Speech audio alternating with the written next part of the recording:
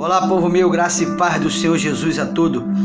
Hoje no Gotejando Doutrina, nós vamos falar sobre a tricotomia humana. Você sabia que existe uma hierarquia dentro de você? Pois é, nós vamos ver tudo isso e qual é essa importância para a nossa vida em Deus. Vamos ler um texto bíblico aqui, de 1 Tessalonicenses, capítulo de número 5, o versículo 23 e o 24. Pega a sua Bíblia aí e acompanhe comigo. Diz assim, 1 Tessalonicenses, capítulo 5, o versículo 23 e 24, que diz assim: o mesmo Deus de paz vos santifique em tudo, e todo o vosso espírito, alma e corpo sejam plenamente conservados irrepreensíveis para a vinda do nosso Senhor Jesus Cristo, porque fiel é o que vos chama, o qual também o fará. Meus amados, esse texto aqui, ele vai nos ensinar acerca da hierarquia que existe dentro de nós. Deus, quando nos criou, quando nos formou, Ele também formou uma hierarquia dentro de nós.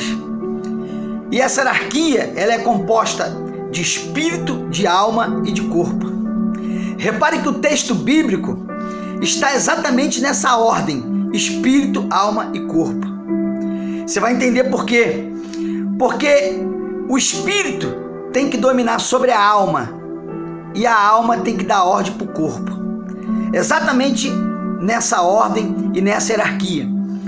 Se nós invertermos esse papel, se nós deixarmos o corpo dar ordem sobre a alma e repassar essas ordens para o espírito, a gente se perde.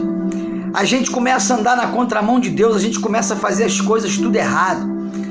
Então é por isso que essa tricotomia foi formada por Deus dentro de nós.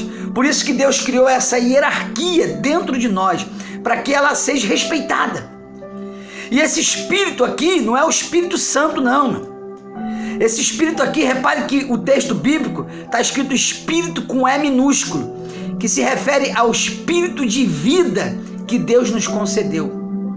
Eu já falei aqui em outros vídeos que nós somos a única criatura de Deus que temos uma natureza terrena e uma natureza celestial.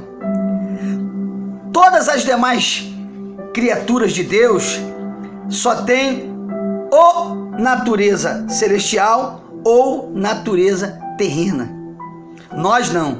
Nós, seres humanos, somos o único ser criado por Deus que tem a natureza terrena, porque fomos formados do pó da terra, mas também temos a natureza celestial, porque recebemos o espírito de vida de Deus que está em nós. E isso está em cada ser humano, independente de quem ele é, independente de cor, de raça, de religião, de condição social.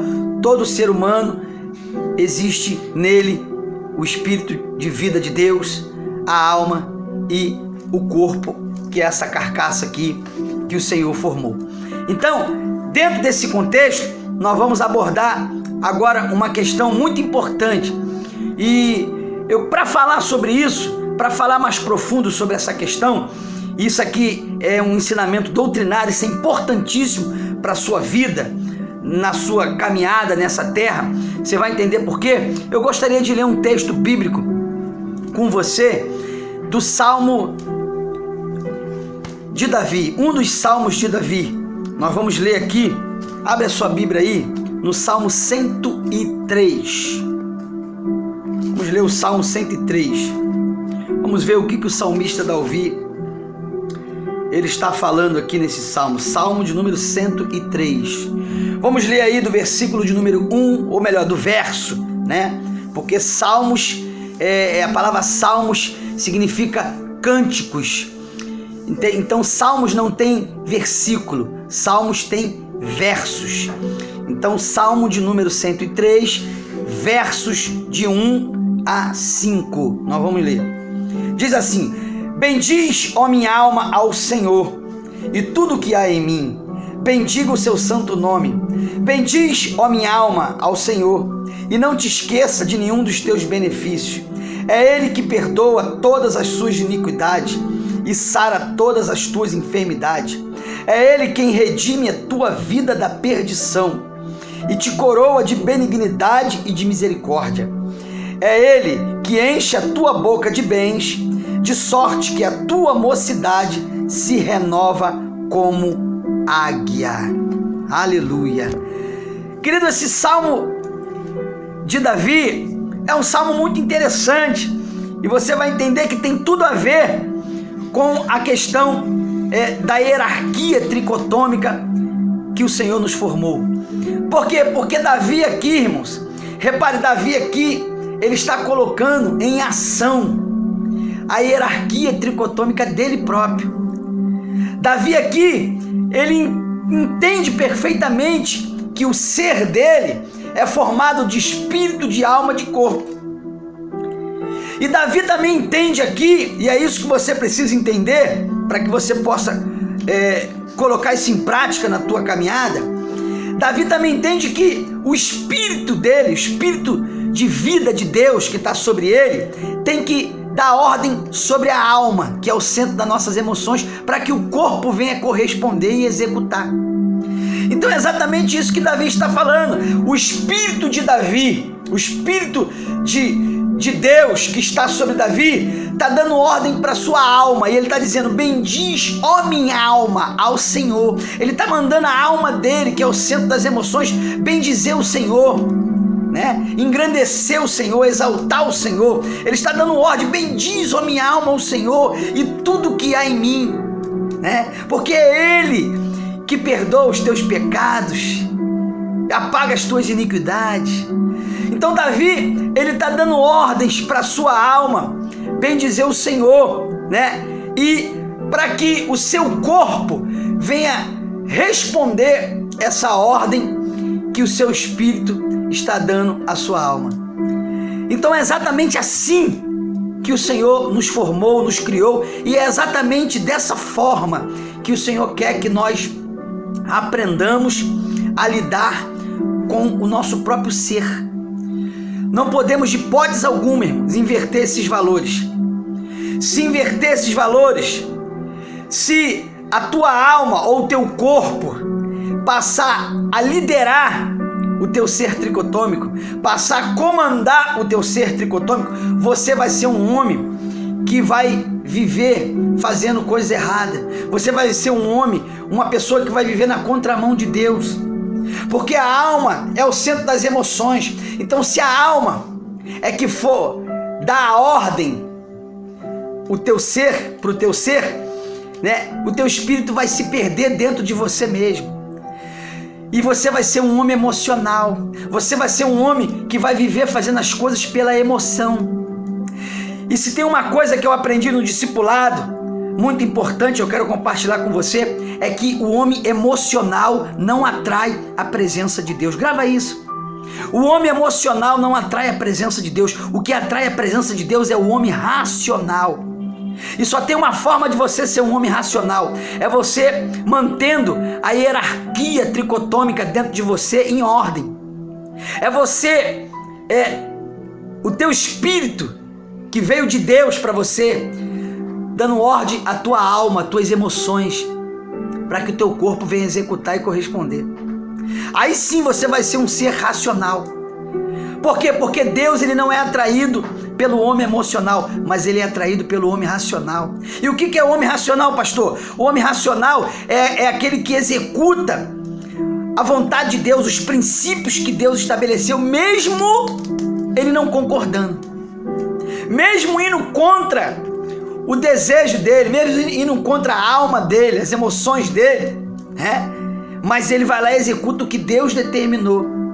Ele vive embasado nos princípios que Deus estabeleceu. Esse é o homem racional, e é esse homem que é atraído por Deus. É esse homem que atrai a presença de Deus para ele, porque a palavra de Deus diz que é melhor obedecer do que sacrificar. Tudo que Deus quer é que nós obedeçamos aquilo que Ele determinou para nós. Tudo que Deus quer é que nós respeitemos o nosso próprio ser, a nossa própria criação, né? E essa hierarquia tricotômica que Deus colocou dentro de nós. Então, a partir daí, a partir desse entendimento, nós vamos entender que quando você mantém essa hierarquia tricotômica em ordem, quando o Espírito de Deus que está dentro de você dá ordem para a tua alma e o teu corpo executa, você passa a ser uma pessoa racional, você passa a ter as atitudes corretas que vão agradar ao Senhor. E aí, quando você faz isso, você passa a ser um homem que, embora esteja na carne, mas você passa a ser um homem que anda no Espírito. Olha só que maravilha. Então, entenda isso. Eu quero ler um texto aqui de Romanos, para que eu possa explicar melhor, para a gente entrar mais profundo sobre isso. Preste bastante atenção nisso aqui. Abre a sua Bíblia aí em Romanos capítulo 8. Romanos capítulo de número 8. O apóstolo São Paulo, ele está aqui nos ensinando aquilo que ele recebeu de Jesus. Ele está aqui nos ensinando uma coisa muito importante. Romanos capítulo de número 8. Pega a sua Bíblia aí. Vamos ler aqui do versículo de número 5 a 8, que diz assim, ó: porque os que são da carne inclinam-se para as coisas da carne, mas os que são segundo o Espírito se inclinam para as coisas do Espírito. Porque a inclinação para a carne é morte, mas a inclinação para o Espírito é vida e paz. Porque a inclinação para a carne é inimizade contra Deus, pois não está sujeito à lei de Deus, nem em verdade o pode ser. Portanto, os que estão na carne não podem agradar a Deus. Vou repetir isso aqui, versículo 8, capítulo 8 de Romanos, versículo 8. Portanto, os que estão na carne não podem agradar a Deus. Vamos lá para o versículo 14 de Romanos 8 ainda. Versículo 14 diz assim, ó: porque todos os que são guiados pelo Espírito de Deus, esses é que são filhos de Deus. Então repare, irmãos, que uma coisa leva a outra coisa. Então, quando nós mantemos a hierarquia tricotômica pelo qual o Senhor nos formou em ordem, o Espírito comandando a alma e a alma comandando o corpo, nós passamos a ser um ser espiritual e não mais carnal. Porque se nós invertermos essa hierarquia, nós passamos a ser um ser carnal. Por quê? Porque vamos passar a ter atitudes e a fazer coisas segundo a emoção, segundo a vontade da nossa alma e não segundo a vontade do Espírito de vida de Deus que está em nós. Tá entendendo? Então, essa hierarquia era muito importante ela ser mantida em ordem, para que o nosso ser não venha se perder, para que o nosso ser seja um ser que anda em espírito e não na carne. Porque como o texto que nós lemos diz, de Romanos 8, os que andam na carne inclinam-se para fazer a vontade da carne, mas os que andam no Espírito inclinam-se a fazer a vontade do Espírito. Jesus disse uma palavra muito importante, chave, que se encaixa com isso que nós estamos estudando aqui. Nas bem-aventuranças, em Mateus capítulo 5, no versículo 3, Jesus disse assim, ó: bem-aventurado, a palavra bem-aventurado significa feliz. Então Jesus está dizendo, bem-aventurado os pobres em espírito, porque deles é o reino de Deus. O que é ser pobre em espírito? Entenda isso aqui. Pobre em espírito é quando você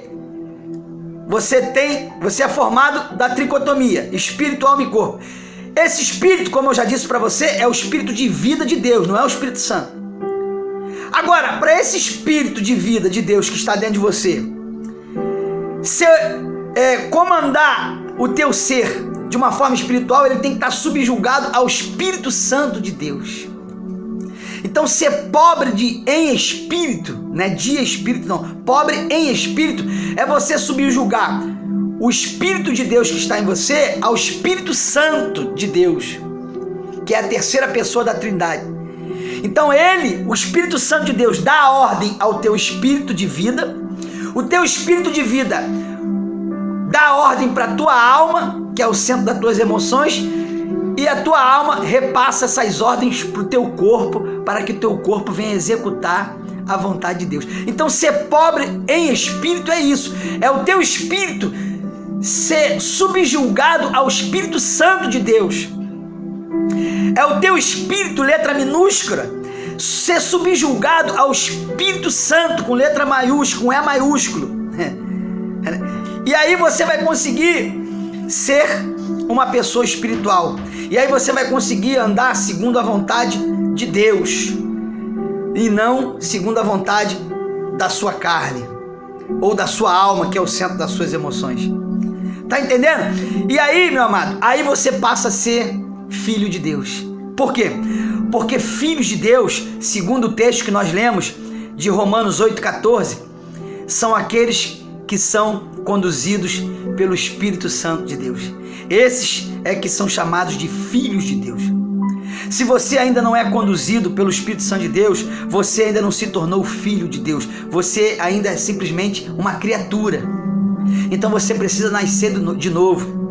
Você precisa fazer como Jesus ordenou a Nicodemos, nascer da água e do Espírito, para que você possa se tornar um filho de Deus verdadeiramente. Uma pessoa que anda de forma espiritual, uma pessoa que não anda segundo as suas emoções, segundo a vontade da sua própria carne.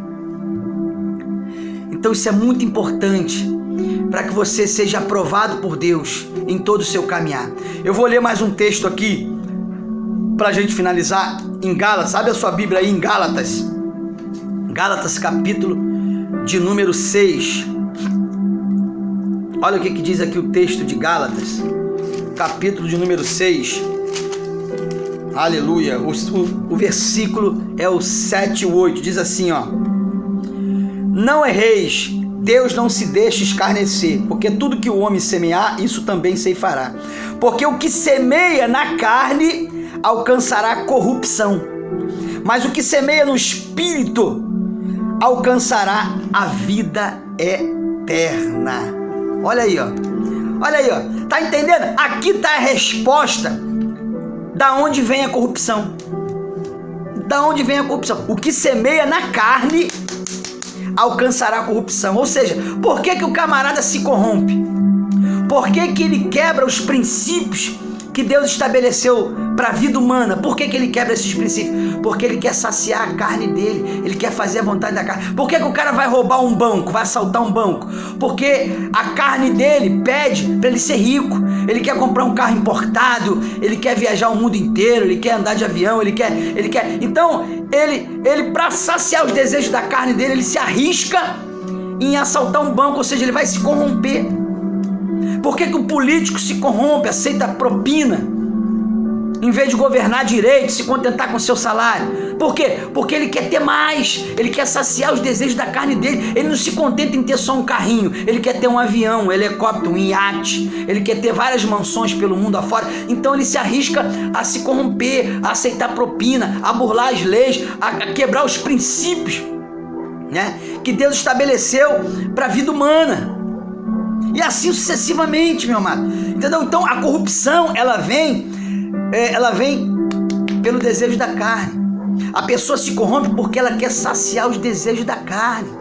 Por que o policial que é pervertido, ele aceita suborno na rua? Ele extorque as pessoas. Por quê? Porque ele não se contenta só com o salário dele. Ele quer ter mais, ter mais, ter mais. Então ele extorque as pessoas na rua, né? Não digo todos, mas a maioria. E aí, por quê? Porque ele quer saciar a carne dele. Ele não quer ter só uma casinha simples, um carrinho popular, não. Ele quer ter uma mansão, ele quer ter vários carros e bastante dinheiro na conta para ele saciar os desejos da carne. Então ele se arrisca em se corromper, em aceitar propina. E assim são todas as corrupções do mundo. A corrupção, ela vem pela vontade do homem de saciar os seus desejos carnais. E o texto que nós lemos vai dizer: o que semeia na carne vai alcançar corrupção. Por quê?